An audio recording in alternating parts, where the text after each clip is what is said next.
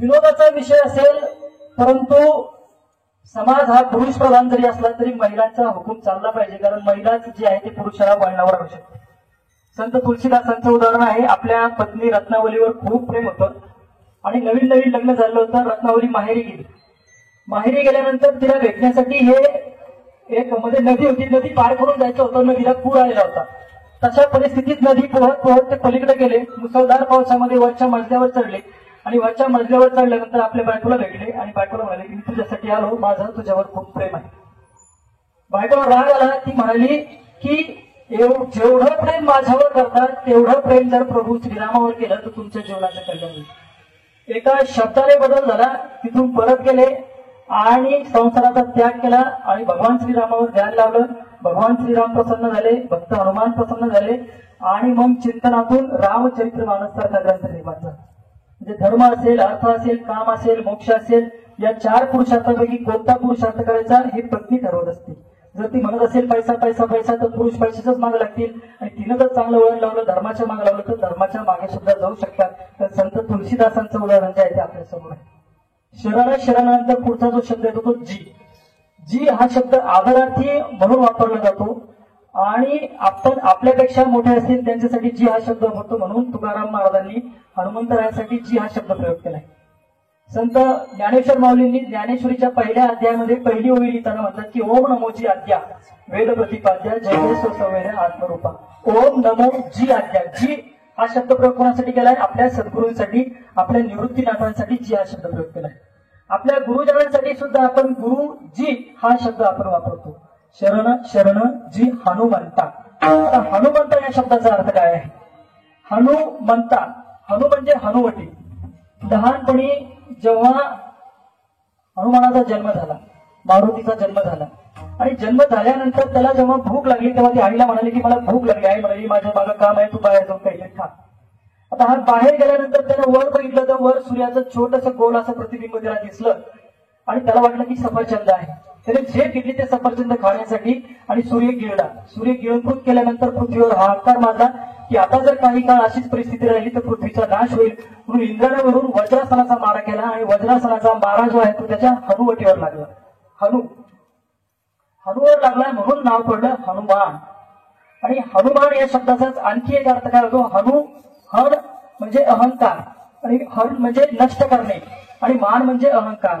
जो मान नष्ट करतो, जो अभिमान नष्ट करतो त्याला म्हटलं जातं हनुमान. मग हनुमानाने स्वतःचा अहंकार, स्वतःचा अभिमान प्रभू श्रीरामचंद्राच्या चरणी अर्पण केलेला आहे. कारण इतकी मोठी ताकद असताना सुद्धा ते नेहमी स्वतःची ओळख करून देताना म्हणतात की मी रामदूत आहे. आणि सप्त चिरंजीवापैकी एक आहेत हनुमान. त्यामुळे रामायण काळात होते आणि महाभारत काळामध्ये सुद्धा जेव्हा जेव्हा गरज पडली तेव्हा तेव्हा हनुमंतरायानं दर्शन दिलेलं आहे. महाभारतामध्ये सर्वात शूर व्यक्ती कोण? भीम. भीम सगळ्यात शूर होता. आपण अर्जुनाचं नाव घेतो कारण अर्जुन टीमचा कॅप्टन होता. क्रिकेटमध्ये कोणत्याही प्लेअरनं रन जास्त काढले तर आपण काय म्हणतो की विराट कोहली रोहित शर्मामुळे टीम जिंकली. तर भीम जो आहे ताकदवान होता. 100 कौरव मारले, 100 कौरव आणि त्यात दुर्योधन सुद्धा कोणी मारला? भीमानं मारला. परंतु भीमाला अहंकार झालेला होता. एक दिवस सकाळी सकाळी फिरायला गेल्यानंतर रस्त्याच्या कडेला एक वानर बसलेलं होतं आणि त्याची शेपूट रस्त्यावर अशी पडलेली होती. आता ती शेपूट डावून असं पुढे जाता येणं शक्य होतं, परंतु भीमाला अहंकार झालेला होता. भीम म्हणाला अरे तुझी शेपूट बाजूला कर, म्हणजे मला पलीकडे जायचंय. हा म्हणाला की मी म्हातारा झालोय, मला काही शेपूट बाजूला करता येत नाही, तुम्हीच तुमच्या हाताने करा. आता हाताने करायला जाता तो पायाने करायला लागला तरी सुद्धा शेपूट बाजूला व्हायला. गदा उचलली, गदा लावली तरी सुद्धा बाजूला व्हायला. भीमाच्या लक्षात आलं की हा साधा सुद्धा वानर नाही, एखादा महापुरुष आहे. भीमानं दर्शन घेतलं आणि म्हणाले तुम्ही कोण आहात ते सांगा, माझी चूक झाली. हनुमंतरायानं दर्शन दिलं आणि हनुमंतराय म्हणाले की यानंतर अशा गोष्टी म्हणजे अहंकार तुला अहंकाराचा स्पर्श व्हायला नको. म्हणजे अहंकाराचा नाश करणारे कोण आहेत तर हनुमान आहे. रामायणामध्ये असं एकही पात्र नाही की ज्याच्यावर हनुमंतरायाचे उपकार नाही. सीतेचा शोध लावला, प्रभू श्रीरामावर उपकार. सुग्रीवाला मदत केली, सुग्रीवावर उपकार. लक्ष्मणासाठी संजीवनी बुटी आणली, लक्ष्मणावर उपकार. श्रीरामाचा राज्याभिषेक झाल्यानंतर प्रत्येकाला काही ना काही भेटवस्तू देण्यात आली. मग हनुमंतरायाला काय द्यावं तर प्रभू श्रीरामाला लक्षात येणं की की हनुमंतरायाला काय द्यावं, काही दिलं तरी सुद्धा याच्या उत्तराची फेड होणार नाही. काय द्यावे त्याची व्हावे उत्तराई, ठेवी तो हा पायी जीवन तोडा. मग सीता मातेने सांगितलं की तुमच्याकडे काही देण्यासारखं नसेल तर मी काही देऊ का. प्रभू श्रीराम म्हणाले ठीक आहे म्हणे, तू दे तुला काय द्यायचं असेल तर. नवरत्नाचा हार दिला. नवरत्नाचा हार हनुमानाने घेतला. हनुमानाने घेतल्यानंतर एका झाडावर जाऊन बसले. एक मणी घेतला, फोडून बघितला, त्याच्यामध्ये राम सापडला नाही, फेकून दिला. दुसरा मणी घेतला, फोडून बघितला, राम सापडला नाही, फेकून दिला. तिसरा मणी घेतला, फोडून बघितला, राम सापडला नाही, फेकून दिला. सीता माता बघत होती. सीता मातेला राग आला तू असं काय करतोस म्हणे. हनुमान म्हणाले की ज्या मण्यामध्ये राम नाही तो काही कामाचा नाही, म्हणून की फेकून देतोय. या मण्यामध्ये राम नाही, जो नाही राम का वो नाही काम का. सीता म्हणाली जर मण्यामध्ये राम नाही तर फेकून देतोस, तुझ्या देहामध्ये राम आहे का. असे समोर उभं राहिले आणि छाती पाडून दाखवली. हृदयामध्ये राम, सीता आणि लक्ष्मण विराजमान होते. आणि मग त्या सीता मातेला महत्व कळलं की ज्याच्या हृदयामध्ये राम, सीता, लक्ष्मण विराजमान आहेत त्याला दुसऱ्या कोणत्याही गोष्टीची गरज नसते. विठ्ठल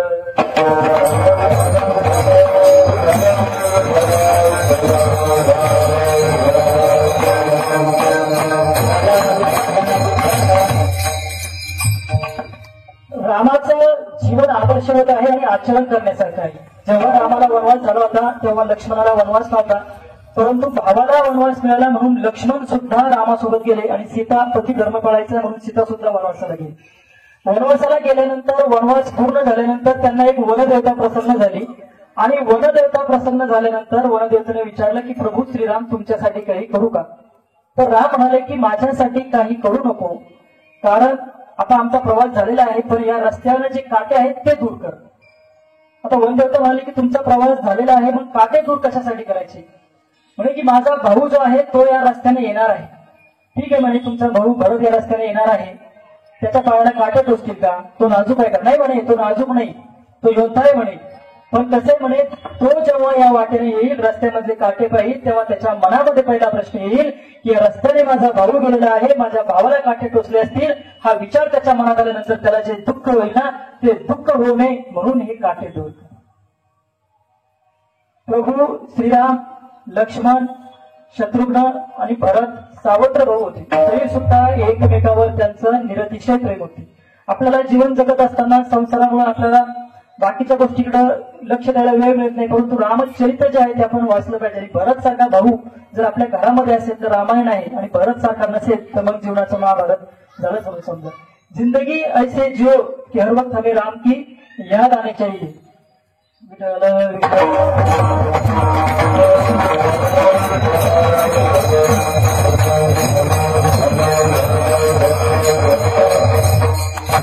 जब तक जिंदगी रहेगी फुर्सत न मिलेगी काम से, समय ऐसा निकालो प्रेम कर लो राम से. जब तक जिंदगी रहेगी फुर्सत न मिलेगी काम से, समय ऐसा निकालो प्रेम कर लो राम से. संसारी के साथ रहोगे तो काम की याद आएगी, राम के साथ रहोगे तो आराम की याद आएगी. संत तुकाराम महाराज हनुमानाला विचारतात की तुम्हाला जे ज्या सिद्धी प्राप्त झालेल्या आहेत, तुम्ही रामाचे भक्त झालेले आहात, म्हणजे भक्तीच्या कोणकोणत्या वाटा तुम्हाला माहिती आहेत त्या आम्हाला सुद्धा दाखवा. अभंगाच्या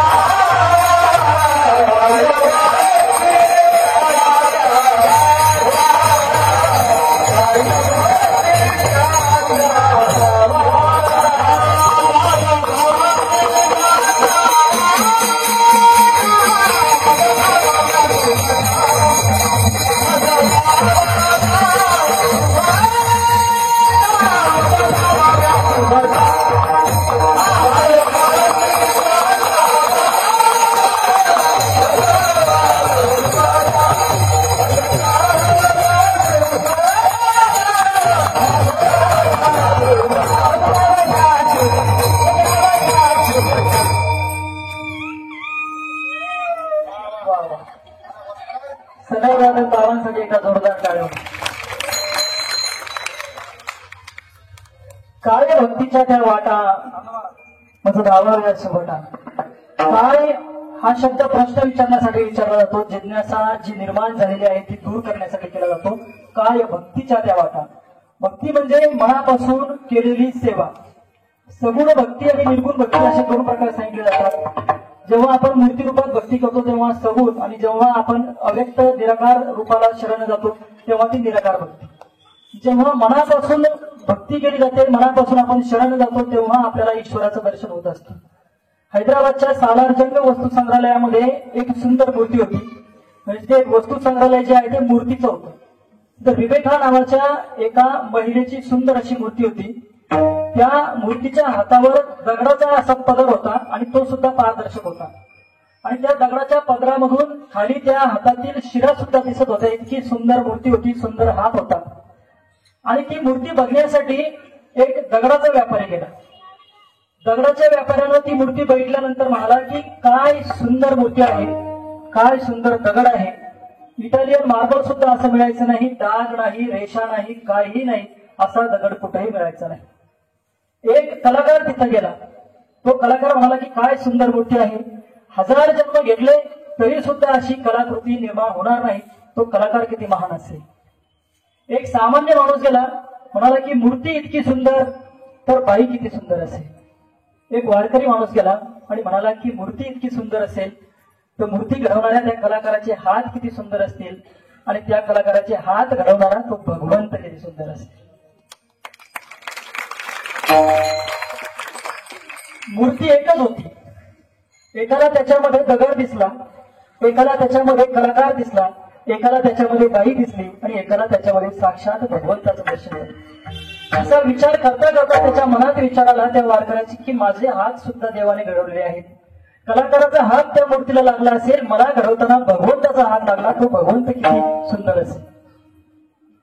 भक्ती संत तुकाराम महाराज म्हणतात की 9 प्रकारची भक्ती असते. तुकाराम म्हणे नवविध भक्ती जाणे तोची शुद्ध. भागवतामध्ये 9 प्रकारच्या भक्तीचा उल्लेख आहे आणि ती भक्ती जाणल्यानंतर माणूस शुद्ध होतो. तुकाराम म्हणे नवविध भक्ती जाणे तोची शुद्ध. तर 9 प्रकारच्या भक्ती कोणत्या आहेत? श्रवण ही पहिली भक्ती आहे. श्रवण भक्ती म्हणजे शांतपणे चित्ताचा कान देऊन ऐकणं. जसं तुम्ही आता या ठिकाणी या प्रसंगी ऐकत आहात, हा एक श्रवण भक्तीचा प्रकार आहे. म्हणजे श्रवण, स्मरण आणि कीर्तन ह्या 3 भक्ती ज्या असतात त्या नामप्रधान भक्ती असतात. म्हणजे नामाला महत्व देऊन केलेल्या भक्ती असतात. श्रवण, तर श्रवण कसं असावं तर मारुती रायासारखं श्रवण असावं. मारुती रायाचं श्रवण कसं आहे? कुठेही रामायण कथा चालू असेल, मग ती महर्षी वाल्मिकी ऋषीची असेल, संत तुळशीदासांची असेल, किंवा कलियुगामध्ये एखाद्या महाराजांची असेल, तर ती रामकथा ऐकण्यासाठी हनुमानासाठी आसन बनवावं लागतं. हनुमान ती रामकथा श्रवण करतात. तुलसीदास जेव्हा रामचरित्र मानसचं लेखन करत होते तेव्हा लेखन करत असताना ते समोरच्या श्रोत्यांना सुद्धा जे काही लिहित आहे ते सांगत होते. म्हणजे रामायण कथा सांगता सांगता लिहित होते कलियुगामध्ये. आणि तिथे हनुमानजी आले आणि वेगळ्या वेशामध्ये तिथे कथा ऐकायला लागली. कथा ऐकत असताना ते त्या कथेमध्ये हरवून गेले. सगळं वर्णन छान होतं, सुंदर होतं, पण अशोक वाटिकेचं वर्णन आल्यानंतर असा शब्द आला की अशोक वाटिकेतील फुले पांढऱ्या रंगाची होती. हनुमानाला हे वाक्य खटकलं आणि ते उभं राहिले, म्हणाले नाही नाही, तुम्ही आजपर्यंत जे सांगत होता ते सगळं बरोबर आहे. भरताचं वर्णन छान सांगितलं, लक्ष्मणाचा त्याग छान सांगितला, अयोध्येचं वर्णन छान सांगितलं, परंतु अशोक वाटिकेतील फुले जी आहे ती पांढऱ्या रंगाची नव्हती, ती लाल रंगाची होती. तुलसीदास म्हणाले की तू कोण आहेस म्हणे मला सांगणारा? मी जे एकदा लिहिलेलं असतं ते पुन्हा बदलत नाही. हनुमान म्हणाले की मी हनुमान आहे म्हणे, माझ्यावर विश्वास ठेवा. ती फुलं लालच रंगाची होती. तुलसीदास म्हणाले नाही, पांढऱ्या रंगाची होती. मग हनुमान म्हणाले चल म्हणे मी तुला रामाची भेट घडून देतो, आपण रामाला विचारू. खांद्यावर बसवलं, प्रभू श्रीरामाकडे गेले. प्रभू श्रीरामाला सांगितलं की हे संत तुलसीदास आहेत, कलियुगामध्ये आहेत, खूप छानपैकी कथा लिहितात, सुंदर असं अयोध्येचं वर्णन केलं, रामाचा महिमा सुंदर सांगितला, पण फुले जी आहेत ती पांढऱ्या रंगाची सांगत आहेत, फुले ही लाल रंगाची होती. हनुमान रामाला विचारत होता, फुले ही लाल रंगाची होती पण ते काय सांगतायत पांढऱ्या रंगाची होती. प्रभू श्रीराम म्हणाले त्यांनी जर लिहिलं ना पांढऱ्या रंगाची होती तर राहू दे म्हणे, काही फरक पडत नाही म्हणे. संत तुलसीदास कधी तिथे गेले नाही, तुम्ही सुद्धा प्रभू तिथे कधी गेले नाही, फुलं जी आहे ती लालच रंगाची होती. हनुमान काही ऐकायला तयार नाही. प्रभू श्रीरामाने समजावून सांगितलं तरी त्यांच्या मनाला पडलं नाही. आपण सीतेकडे जाऊ म्हणे. माता सीतेकडे गेले आणि माता सीताकडे गेल्यानंतर माता सीतेला सांगितलं की हे संत तुलसीदास आहे म्हणे, यांनी रामचरित्र मानस लिहितायत म्हणे, खूप सुंदर वर्णन केलं, अयोध्येचं वर्णन सुंदर, सीता मातेचं वर्णन सुंदर, पण लिहिताना एक चूक केली म्हणे की ते म्हणतात अशोक वाटिकेतील जी फुले आहे ती पांढऱ्या रंगाची होती, पण मला सांगा माते फुले लाल रंगाची होती. माता सीता म्हणाली नाही, फुले जी आहे ती पांढऱ्या रंगाचीच होती, पण तुझ्या स्वामीच्या पत्नीचं कोणीतरी हरण केलेलं होतं, तुझ्या डोळ्यामध्ये विध्वंस होता, तुला राग आणला होता, तुझ्या डोळ्यामध्ये रक्त उतरलं होतं, म्हणून तुला फुले जी आहे ती लाल रंगाची दिसली, परंतु फुले जी आहे ती पांढऱ्या रंगाचीच होती. आणि असं म्हणल्यानंतर मग प्रभू हनुमानाला, भक्त हनुमानाला ते महत्व पडलं आणि हनुमानानं मान्य केलं की फुले जी आहे ती पांढऱ्या रंगाची होती. म्हणजे हनुमानाचं श्रवण इतकं चांगलं होतं. आणि श्रवण हनुमानाचं आणखी जसं आपण कलियुगामध्ये बघितलं तसंच हनुमानाचं श्रवण जे आहे ते महाभारत काळामध्ये सुद्धा होतं. गीता कोणी कोणी ऐकली? आता तर सगळेच ऐकतात. त्या काळात कोणी कोणी ऐकली? तुम्ही आजवर केली गीता ऐकली, चांगली गोष्ट आहे. लहान मुलांची गीता ऐकतात, गीतेचं श्रवण करतात, गीतेचं वाचन करतायत. तर गीता अर्जुनानं ऐकली, गीता संजयनं ऐकली आणि संजयामुळे धृतराष्ट्रानं सुद्धा गीता ऐकली. संजयकडे दिव्य दृष्टी होती. दिव्य दृष्टीच्या माध्यमातून त्या काळातल्या व्हिडिओ कॉलच्या माध्यमातून जणू काही तो त्यांना सांगत होता, कारण त्याच्या दृष्टी तेवढी पक्की होती. आज आपण या काळामध्ये भिंतीच्या पलीकडचं आपण बघू शकत नाही. बघू शकतो का भिंतीच्या पलीकडचं? नाही. मी असाच आमच्या वर्गामध्ये विद्यार्थ्याला प्रश्न विचारला, भिंतीच्या पलीकडचं पाहू शकतो का? तो म्हणाले बघू शकतो सर, जर खिडकी असेल तर आपल्याला पलीकडचं बघता येईल. खिडकी विषय जाऊ द्या तरी सुद्धा भिंतीच्या पलीकडचं आपण बघू शकतो. जर ओमप्रकाश महाराजांनी भिंतीच्या पलीकडे पाठवलं, त्यांच्या हातात मोबाईल असला, माझ्या हातात मोबाईल असला आणि आम्ही एकमेकांना व्हिडिओ कॉल केला तर आम्ही दोघं एकमेकांना बघू शकतो. म्हणजे व्हिडिओ कॉलच्या माध्यमातून विज्ञानाच्या साहाय्याने आज आम्ही एकमेकांना बघू शकतो. पण त्या काळात दिव्य दृष्टी मोबाईलची सुद्धा, साधनाची सुद्धा गरज नसेल त्या संजयाला. विज्ञानाने आज सिद्ध केलंय. म्हणजे आपल्याला आज हा मोबाईलचा शोध लागतो, त्या काळात अशा पद्धतीचे किती शोध आणि किती तंत्र असतील त्याची आपल्याला ठाव ठिकाणा सुद्धा. तर गीता कोणी ऐकली? संजयानं गीता ऐकली, धृतराष्ट्राने गीता ऐकली, अर्जुनाने गीता ऐकली आणि आणखी एक जण गीता ऐकत होता. अर्जुनाच्या रथावर जो कपिध्वज होता, त्या कपिध्वजावर हनुमानाची प्रतिमा होती, हनुमानाचं चित्र होतं आणि हनुमान सुद्धा गीता ऐकत होते. आता हनुमान त्या ध्वजावर विराजमान कसे झाले त्याची सुद्धा सुंदर कथा आहे. भगवान श्रीकृष्णानं अर्जुनाला फुले गोळा करण्यासाठी पाठवलं की पूजेसाठी फुले लागतात. आणि अर्जुन मग फुले गोळा करायला कर्दळीच्या वनामध्ये गेले. कर्दळीच्या वनामध्ये गेल्यानंतर तिथे हनुमान तपश्चर्या करत होते. अर्जुनानं फुले गोळा केली आणि फुले गोळा करत असताना हनुमानाच्या लक्षात आलं की कुणीतरी फुलं तोडत आहे. हनुमान प्रकट झाले आणि म्हणाले की ही फुले कोण चोरतंय? अर्जुन म्हणाला चोरत नाही, मी पूजेसाठी घेऊन चाललोय. तुझं बरोबर आहे म्हणे, तू पूजेसाठी घेऊन चाललाय, कारण विचारणं माझं काम आहे ना. तू विचारायला पाहिजे ना, हे प्रभू श्रीरामाचं बगीचा आहे, तू विचारलं नाही, न विचारताच फुलं कशी घेऊन चाललास? आणि कोणाची पूजा चालली म्हणे? थोडी भगवान श्रीकृष्णाची. असं म्हटल्यानंतर हनुमानाला थोडं हसू आलं आणि हसल्यानंतर अर्जुनाला जास्त राग आला. एखादा आपल्याला बोलल्यानंतर आपल्याला राग येत नाही, परंतु एखादा जर आपल्याला हसला तर आपल्याला जास्त राग येतो. चालता चालता आपण जर कधी कुठं पडलो, आपण काय पाहतो? आपल्याला किती लागलं, किती घरसडलं हे पाहतो का? नाही, आपण हे पाहतो की आपल्याला कोणी पाहिलं. तसं अर्जुनाला खूप राग आला की हे का असते. तरी विचारलं तुम्ही का असते मला सांगा म्हणे. म्हणजे ज्याचा देवच चोरी म्हणे, लहानपणी तुझ्या भगवान श्रीकृष्णानं दह्या दुधाची चोरी केली, मग तुझ्याविषयी काय बोलावं? तुझा देव चोरी, तू तर चोऱ्याच करणार म्हणे. असं म्हटल्यानंतर अर्जुनाला राग आला आणि अर्जुन म्हणाला की तुम्ही वेगवेगळ्या प्राण्यांची मदत घेतली, राम सेतू बनवला. जर धनुष्य बाणाचा उपयोग केला असता तर बाणाच्या साह्यानेच तिथं पूल बनवता असता. मी माझ्या बाणाच्या साह्याने पूल बनवतो, तुम्ही त्याच्यावर चालून दाखवा. आणि हनुमानाने सांगितलं की प्रभूचं नाव घेऊन तो पूल बनवला होता, म्हणून सगळं सैन्य याकडेच त्याकडेला गेलं. तू जर बाणाच्या साह्याने पूल बनवला तर माझं वजन सुद्धा तो तोडू शकणार नाही, माझ्या सैन्याची बात अलग राहील. नाही म्हणे, मी पूल बनवतो आणि तुम्ही त्याच्यावर चालून दाखवायचं. तुम्ही जर त्याच्यावर चालून दाखवलं आणि मग तुम्ही माझी शर्त पूर्ण झाली तर मग तुम्ही अग्नीमध्ये जीव द्यायचा आणि जर पूल तुटला तर मी अग्नी समाधी घेतो. अर्जुनानं पूल बनवला आणि हनुमानानं उडी मारल्या पूल तुटून गेला. पूल पण दिसाना, पूल बनवणारा पण दिसाना, तो लाकडं गोळा करायला निघून गेला. तो लाकडं गोळा करायला निघून गेल्यानंतर मग हनुमानाला चिंता पडली. हनुमानानं भगवान श्रीकृष्णाचा धावा केला. भगवान श्रीकृष्ण आले आणि भगवान श्रीकृष्ण म्हणाले की तू प्राणत्याग करू नको, आपण हनुमानाचा आशीर्वाद घेऊ. आणि मग त्यांनी हनुमानाला विनंती केली की तुम्ही कपिध्वजावर विराजमान व्हा. म्हणून हनुमान कपिध्वजावर विराजमान झाले. मग अर्जुनाकडे ज्या ज्या शस्त्राचा मारा झाला त्याचा परिणाम त्याच्या रथावर फारसा होत नव्हता, कारण कपिध्वजावर हनुमान विराजमान होते. महाभारतकालीन हे युद्ध चालू असताना जेव्हा अर्जुन शस्त्राचा बाणांचा वर्षाव कर्णाच्या रथावर करत होते तेव्हा कर्णाचा रथ 4-5 पावले मागे जायचा, आणि जेव्हा कर्णाने बाणाचा वर्षाव केला तेव्हा अर्जुनाचा रथ हलत सुद्धा नव्हता. अर्जुन म्हणाला कृष्णाला, भगवान देवा खाली बघा म्हणे, आपला रथ मागं सुद्धा जात नाही म्हणे. भगवान श्रीकृष्ण म्हणाले, खाली नाही वर बघ म्हणे, वर कोणी नाही. वर कपिध्वजावर हनुमान आहे म्हणे, त्यामुळे आपला रथ जो आहे तो मागे जातो. वर कोणीतरी बसलेला आहे याची जाणीव आपल्याला नसते, आणि आपल्याला वाटतं की मीच जो आहे ते सगळं करत असतो. करता करिता आपण नसतो, आपण फक्त निमित्त मात्र असतो. एक पती पत्नी होते, प्रवासाला निघाले, गावाकडे चालले होते. हिरो होंडा गाडी होती त्यांच्याकडे. हिरो पुढे बसला गाडी चालवणारा, आणि होंडा मागे बसली, आणि त्यांचा 3 वर्षाचा कोंडा होता, छोटासा बाळ, ते समोर बसलो. हिरो होंडा आणि हे कोंडा प्रवासाला निघाले, आणि अर्धा 1 तासाचा प्रवास झाल्यानंतर हिरोला वाटलं की आपल्या मुलाचे हात समोर अशा हँडलवर ठेवावे. समोर अशा हँडलवर हात ठेवले त्या लहान बाळाचे, 3-3.5 वर्षाच्या, आणि वडिलाचे हात असे होते, आणि हे गाडी चालवायला लागले. आता त्या लहान मुलाला काय वाटतंय, गाडी मीच चालवतो. घरी आल्यानंतर सगळ्या मित्राला तोच सांगत असला की मीच गाडी चालवली, मीच गाडी चालवली, मीच गाडी चालवली. गाडी कोण चालवत होतं, त्याचा बाप गाडी चालवत होता. या ब्रह्मांडाचा बाप गाडी चालवतो, आणि आपल्याला वाटतं की आपण आपली गाडी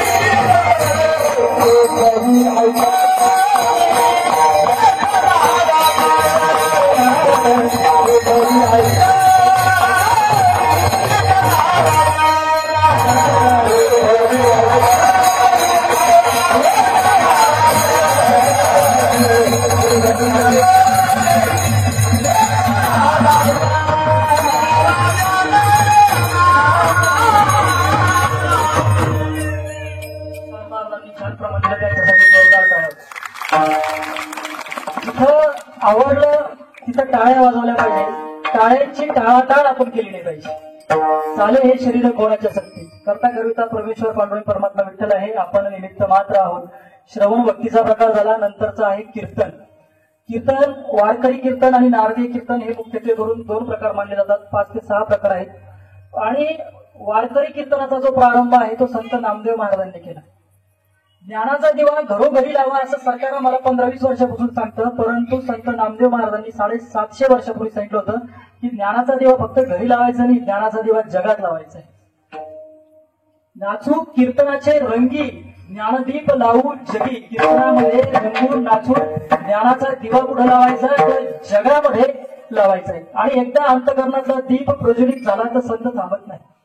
व्यवहाराचा दिवा जो असतो तो तेल मिळालं नाही तर विझून जातो, परंतु अंतकरणाचा दीप एकदा प्रज्वलित झाला तर एक दिवा दुसऱ्या दिव्याला प्रज्वलित करतो, दुसरा दिवा तिसऱ्या दिव्याला प्रज्वलित करतो, तिसरा दिवा चौथ्या दिव्याला प्रज्वलित करतो, आणि दिव्यांची दीपमाळ तयार होत असते. श्रवण कीर्तन नंतरचा प्रकार आहे स्मरण. स्मरण म्हणजे नामस्मरण. नामस्मरण केल्यानंतर अनंत जन्माचे पाप सुद्धा नाहीसे होते. वाल्मिकी ऋषी यांना नारद मुनी दर्शन दिलं आणि त्यांना सांगितलं की राम राम राम राम या मंत्राचा जप करा. राम राम म्हणता येत नव्हतं, मरा मरा मरा मरा मरा असं राम राम राम राम झालं आणि चिंतनातून साक्षात्कार झाला आणि महर्षी वाल्मिकी ऋषींनी रामायणाचं निर्माण केले रामायण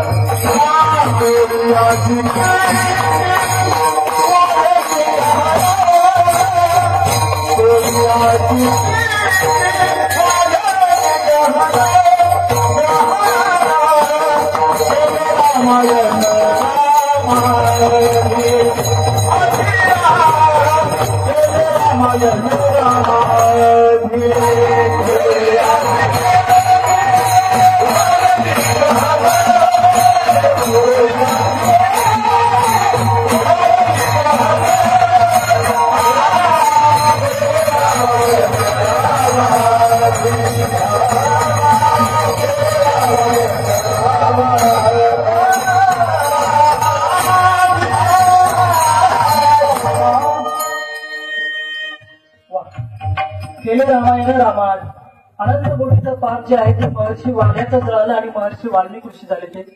त्यानंतर हरिपाठामध्ये संत ज्ञानेश्वर माऊली सुद्धा सांगतात की गगनापेक्षा मोठं सुद्धा काय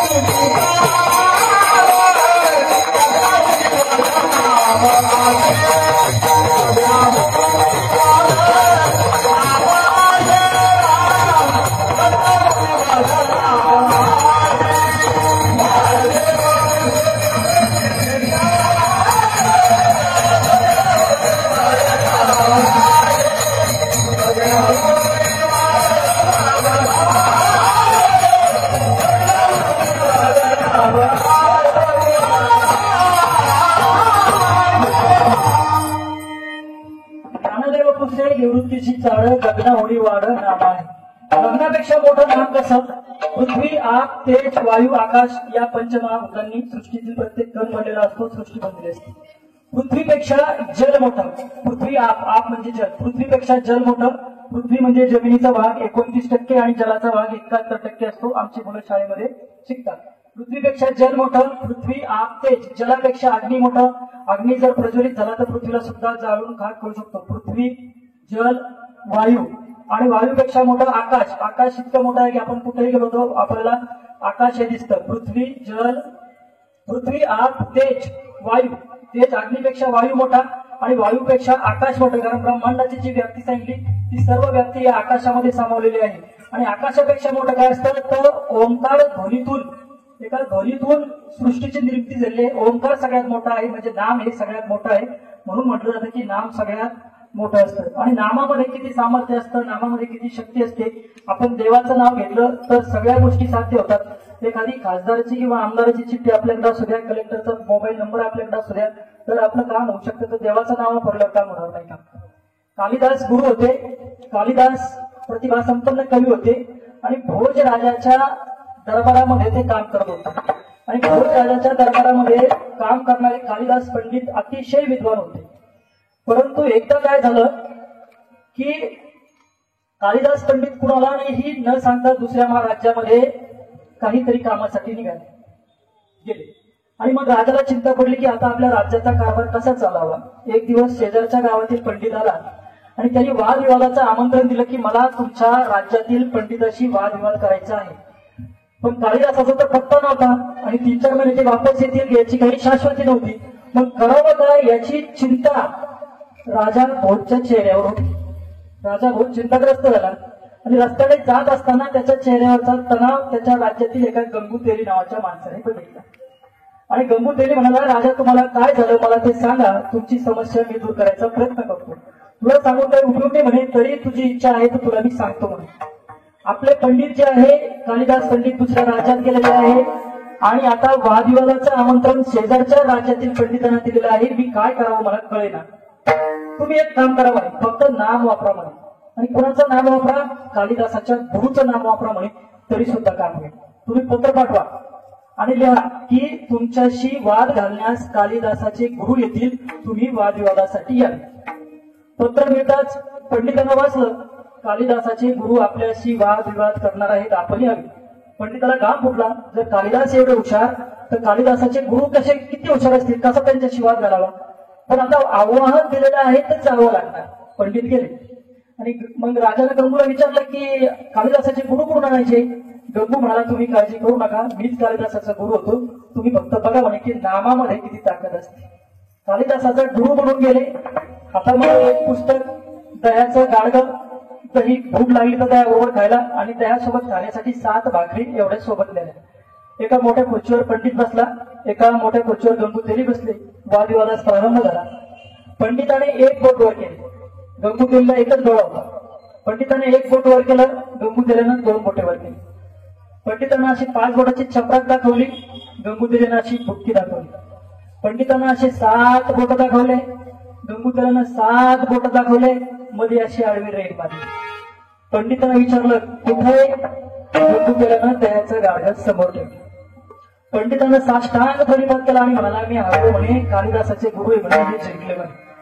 राजानं कालिदासाच्या गुरुला म्हणजे गंगूला 10 एकर जमीन बक्षीस दिली, 100 सोन्याच्या मोहरा दिल्या आणि त्याला घरी पाठवून दिलं. आणि पंडिताला म्हणाला की मला वादविवाद कळला नाही, मला समजून सांगा. तुम्ही हुशार म्हणे, तुमच्या दोघांचा वादविवाद आम्हाला कळला नाही. पंडिताने सांगितलं, मी एक बोट वर केलं. मी म्हणालो की जगामध्ये एक ब्रह्म आहे. तुमच्या कालिदासाच्या गुरुने सांगितलं 2 बोट वर केले, फक्त ब्रह्मने म्हणे एक ब्रह्म आणि दुसरी माया आहे. तुमच्या पंडितानं मी काय केलं म्हणे, नंतर मी चपराक दाखवली. पृथ्वी, आप, तेज, वायू, आकाश यानं जगाचा कारभार चालतो. तुमच्या गंगूनं काय केलं, कालिदासाच्या गुरुनं काय केलं, मूड दाखवली मला. पृथ्वी, आप, तेज, वायू, आकाश जगात आणि देहात एकत्र राहतात. मी 7 बोट दाखवली म्हणे. मी सांगितलं की 7 समुद्र आहे. तुमच्या पंडितानं 7 बोट दाखवली, मग एक रेग आडवी मारली. 7 समुद्र आहे म्हणे, पण मध्ये काय आहे, मेरू पर्वत आहे. मी विचारलं कुठं आहे म्हणे. त्यांनी दह्याचं गाडगं पुढं केलं, म्हणजे दधी या समुद्राजवळ मेरू पर्वत आहे. राजा म्हणाला, गंगूदेवीनं एवढं शिक्षण कुठं घेतलं काय माहिती.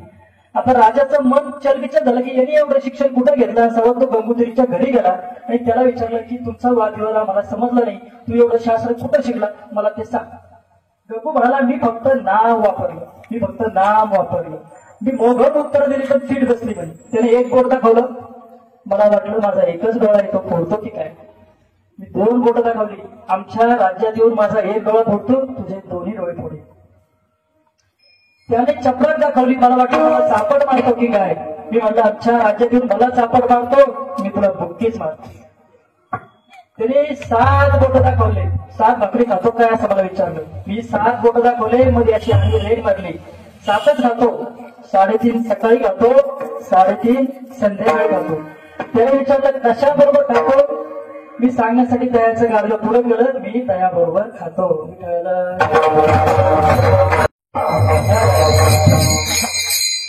नामामध्ये अशी शक्ती असते.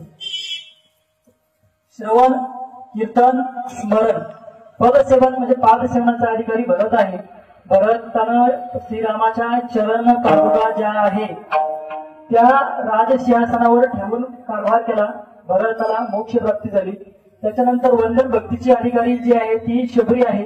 शबरीनं वंदन केलं, पूजा केली, श्रीरामाची वाट पाहिली आणि शबरीची उचकी बोरं सुद्धा प्रभू श्रीरामाने आनंदाने खाल्ली. त्याच्यानंतर आत्मनिवेदन भक्तीचा जे अधिकारी आहे तो जटायू आहे. जटायूनं रावणाशी युद्ध केलं, तो जखमी झाला आणि अशा अवस्थेमध्ये जेव्हा प्रभू श्रीराम जटायूला भेटले त्यांना म्हणाले की मी तुझा देह जो आहे तो दिव्य बनवतो. परंतु त्यांनी नकार दिला. म्हणाले की अभंग जरी असला आणि मरताना मुखामध्ये जर श्रीरामाचं नाव आलं तर तो मुक्त होता. मी मरत असताना माझ्या सोबत प्रभू श्रीराम आहे तर मला मोक्ष मिळेल, मला दुसरं काही देऊ नये. दास्य भक्तीचा अधिकारी जो आहे तो लक्ष्मण आहे. लहानपणीपासून सावलीसारखं श्रीरामासोबत वावरत होते म्हणून प्रभू श्रीरामाने लक्ष्मणाला सुद्धा मोक्ष प्राप्त करून दिला. हे झाले भक्तीचे सगळे प्रकार. त्यानंतर संत तुकाराम महाराज हनुमंतरायाला विचारतात की भक्तीच्या वाटा आम्हाला समजल्या, परंतु भक्ताचे गुणविशेष कोणते असावेत आणि तुमच्यामध्ये कोणते गुणविशेष आहेत? आपण त्याच्या तिसऱ्या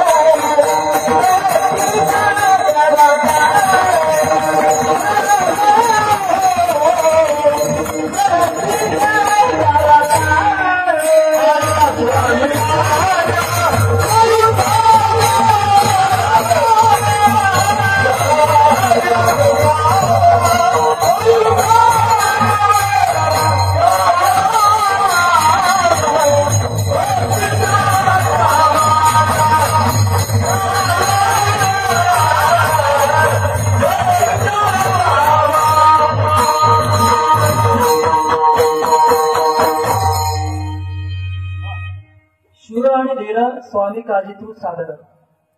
फक्त हनुमान कसे आहेत? शूर आहेत. आणि किती शूर आहेत? रावणाच्या लंकेमध्ये एकटे गेले. एकटे गेल्यानंतर माता सीताला भेटले. माता सीताला भेटल्यानंतर रामाचा संदेश दिला. रामाचा संदेश दिल्यानंतर भूक लागली म्हणून तिथली फळं खाल्ली. फक्त फळच नाही खाल्ली, फळं खाता खाता तिथली झाडं सुद्धा तोडली. आणि झाडं तोडल्यानंतर तिथले राक्षस वगैरे हनुमानाला मारायला लागले. तर हनुमानाने त्याचा प्रतिकार केला आणि रावणाने मग त्याचा मुलगा अक्षय कुमार पाठवला. हिरोने बघ काय केलं, अक्षय कुमार पिक्चरवरला नाही, त्याचा मुलगा पाठवला. अक्षय कुमारचा वध सुद्धा हनुमानाने केला. नंतर मेघनाथाला पाठवलं आणि मेघनाथानं ब्रह्मास्त्र वापरलं. ब्रह्मास्त्र वापरल्यानंतर त्याचा सन्मान हनुमानाने ठेवला आणि सन्मान ठेवल्यानंतर स्वतःला बांधून घेतलं. स्वतःला बांधून घेतल्यानंतर हनुमान जे आहे ते रावणाच्या दरबारात जाऊन उभा राहिले आणि रावण म्हणाला की तू फळं का खाल्ली? तर हनुमान म्हणाले की भूक लागली होती म्हणून खाल्ली. आमच्या लोकांना का मारलं? तुमच्या लोकांनी मारलं म्हणून मारलं, तुला मृत्यूदंड द्यावा लागेल म्हणे.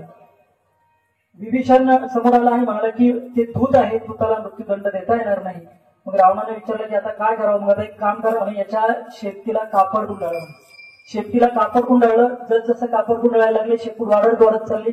आणखी कापड गुंडाळलं. सगळं लंकेचं कापड गुंडाळून झालं आणि त्या शेपटीला तेल लावण्यात आलं.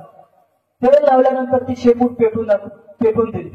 शेपूट पेटल्यानंतर रावण या झाडावरून त्या झाडावर, या बिल्डिंगवरून त्या बिल्डिंगवर सगळे लंका जाळून टाकले. हनुमंत महाबळ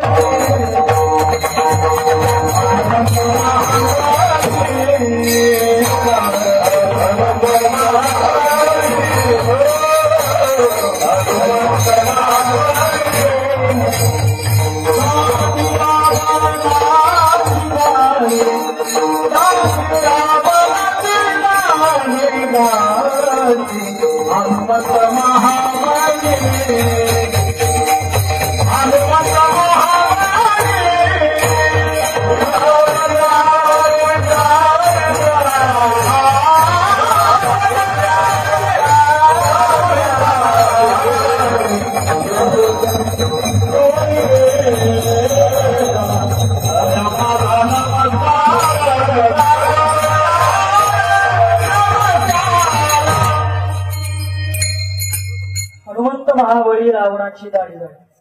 हनुमंताने रावणाची लंका जाळली. तेल कुणाचं होतं? कुणाचं होतं तेल? कुणाचं होतं? रावणाचं.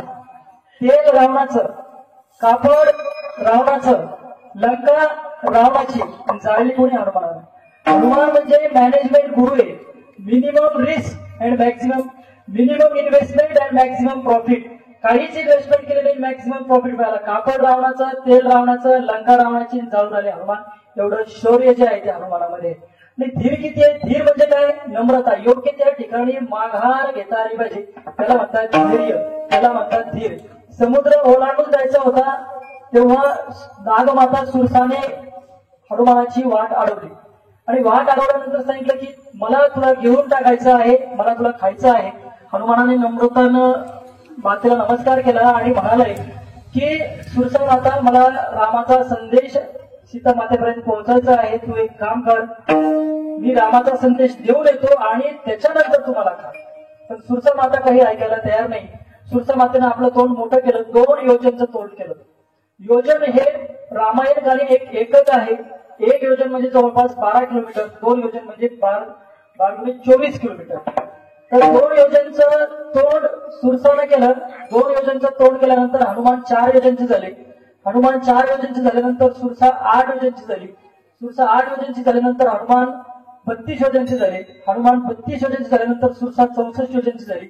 सुरसा 64 योजनची झाल्यानंतर हनुमानाने विचार केला की आता आपण छोटं होऊया. सगळ्यात असे छोटे झाले, पटकन तोंडात गेले आणि परत वापस आले आणि मग नमस्कार केला. म्हणजे जिथं ताकद दाखवायची होती, जिथं शक्ती दाखवायची होती तिथं मोठे झाले आणि जिथं बुद्धी दाखवायची होती तिथं लहान झाले. जिथं बुद्धी दाखवायची असते तिथं आपल्याला लहान व्हायचं असतं, तिथं आपण लहान व्हावं लागत असतं. नाही तर आता ते पिक्चर मध्ये असतं ते असं काय झुकेला नाही, परंतु तसं नाही. आपल्याकडे काय आहे, आपल्या संप्रदायामध्ये, आपल्या संस्कारामध्ये नम्र झाले भूतान त्याने गुण दिले अनंत. जो नम्र होतो तो ईश्वराला सुद्धा, आपल्या ईश्वराची सुद्धा भक्ती प्राप्त करू शकत असतो. आणि या ईश्वराची भक्ती करण्यासाठी आपण सगळे हात वर करूया. मुखाने नाम आणि हाताने टाळी. विठोबा रखुमाई, विठोबा रखुमाई,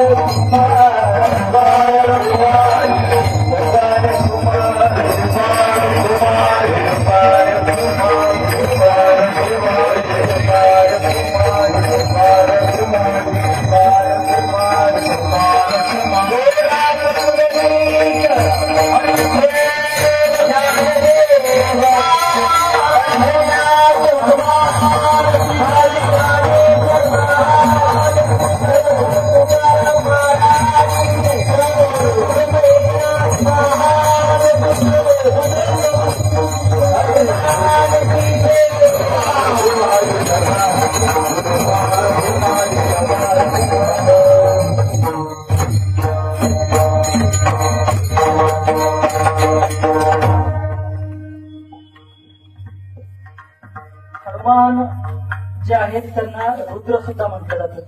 म्हणजे भगवान शंकराचे अवतार आहेत. अंजनी माता जी आहे ती हिमालयावर भगवान शंकराची तपश्चर्या करत होती आणि ही तपश्चर्या करत असताना भगवान शंकर प्रसन्न झाले आणि प्रसन्न झाल्यानंतर अंजनी मातेने वरदान मागितलं की मला तुमच्यासारखा पुत्र हवा. इकडे पुत्रकामेष्टी यज्ञ चालू होता आणि या पुत्रकामेष्टी यज्ञामध्ये जे फळ प्राप्त झालं म्हणजे जी खीर प्राप्त झाली ती खीर वायू देवाने अंजनी मातेकडे आणून दिली. अंजनी मातेने ती प्राशन केली आणि तिला भगवान शंकराचा अवतार म्हणजेच महारुद्र असं आपण हनुमानाला सुद्धा म्हणतो. महारुद्र हनुमानाचा जन्म झाला. त्यामुळे संत तुकाराम महाराज जे आहेत ते हनुमंतरायाला विचारतात की सांगतात की तुम्ही कुणाचे अवतार आहात आणि कुणाचे पुत्र आहात. अभंगाच्या शेवटी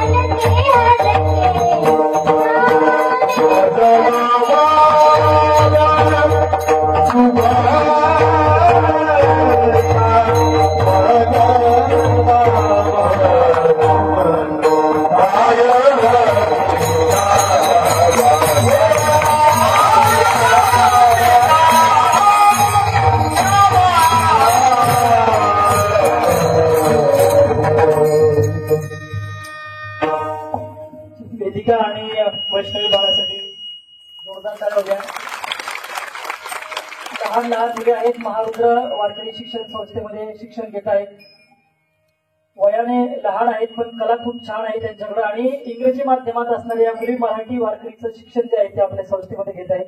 ते दोन छोट्या मुलींचं जोरदार कौतुक करूया आपण टाळ्या होतो. तुका म्हणे रुद्रा अंजनीच्या कुमारा. संत तुकाराम महाराज अंजनीचे कुमार असं म्हणतात, म्हणजे आईच्या नावाचा उल्लेख करतात. शासनाने 2 वर्षापूर्वी जिल्हा काढला की आपण आईच्या नावाचा उल्लेख केला पाहिजे, आईच्या नावाचा. आणि म्हणजे आधी स्वतःचं नाव, नंतर आईचं नाव, नंतर वडिलाचं नाव, नंतर आडनाव, म्हणजे संदीप मुक्ताबाई रामनाथ ढाकणे याप्रमाणे. परंतु आमच्या संतांनी 350 वर्षापूर्वी सांगितलं होतं की आईच्या नावाचा उल्लेख हा महत्वाचा असतो. आपुल्या हिता जो असे जागता धन्य माता पिता तयाच्या. म्हणजे माता आधी म्हटलंय, पिता नंतर म्हटलंय. कोळी कन्या पुत्र होती जे सात्विक, कन्या आधी म्हटलंय, पुत्र नंतर म्हटलंय. म्हणजे माताला किती महत्व दिलंय, कन्याला किती महत्व दिलंय ते याच्यावर आपल्याला कळतं. आपण आई वडिलांची सेवा केली पाहिजे एवढं एक वाक्य जरी कीर्तनातून घेऊन गेलो तरी सुद्धा कीर्तनाचं सार्थक झालं असं म्हणता येईल. छोटे छोटे मुलं आमचे इथं शिक्षण घेत आहेत, ज्यांच्या हातात आपण मोबाईल पाहतो पण यांच्या हातात टाळ आहे ही एक कौतुकाची गोष्ट आहे. प्रसादाच्या निमित्ताने का होईना पण मंदिरात आलं पाहिजे, भोजनाच्या निमित्ताने का होईना पण भजनाचा आनंद घेतला पाहिजे. मनामध्ये उठणाऱ्या अनंत प्रश्नामुळे जर आपण त्रस्त असेल तर संतांच्या साहित्याला शरण गेलं पाहिजे. मनामध्ये सुख प्राप्त करायचं असेल तर ज्ञानेश्वरीच्या ओवीचा चंदनाचा लेप लावला पाहिजे आणि भावसागरातून पार जायचं असेल तर तुकोबांच्या गाथेवर नतमस्तक झालंच पाहिजे. या ठिकाणी आजच्या या कीर्तनासाठी हरिभक्त परायण बंडू महाराज कोरोना उपस्थित आहेत. त्यांची उद्या कीर्तन सेवा आहे, त्यांचे मी आभार मानतो. त्याचप्रमाणे आमची छोटी दिदी ज्ञानेश्वरी बरोबर मृदुंगावर साथ संगत करते आणि आमचा दादा हा मृदुंगावर साथ संगत करतोय. मृदुंगावर साथ संगत करायला हरिभक्त परायण ओमप्रकाश महाराज कागणे असतील, मयूर महाराज असतील, त्याचप्रमाणे इकडे आमचे हरिभक्त परायण डॉक्टर कदम माऊली असतील, सुरडकर सर असतील. त्यांच्या नावामध्येच सूर आहे, सुरडकर गुरुजी नावातच सूर आहे म्हणजे गळ्यात सूर असणारच. आमचे वैजनाथ महाराज रेणके आहेत, उत्तम गायनाचार्य आहेत, त्याचप्रमाणे कीर्तनकार सुद्धा आहेत. आमचे विलेकरी बाबा आहेत गाडगेवाडा, यांचे सुद्धा मनपूर्वक आभार मानतो. सर्व महारुद्र हनुमान मंदिर विश्वासांचे मनपूर्वक आभार मानतो. आपुल्या बळे नाही मी बोलत सखा कृपावंत वाचा त्याची, निमित्त मात्र बोलणारा भगवंत असतो. जे ठरवलं होतं ते बोललो, जे नाही ठरवलं होतं ते सुद्धा बोलवलो, जे ठरवलं नाही ते बोलणारा करता करविता भगवंत असतो. झालेली शिवा पंढरीच मनोरंग परमात्म्याच्या चरणी अर्पण करतो आणि सेवेला पूर्णविराम देतो.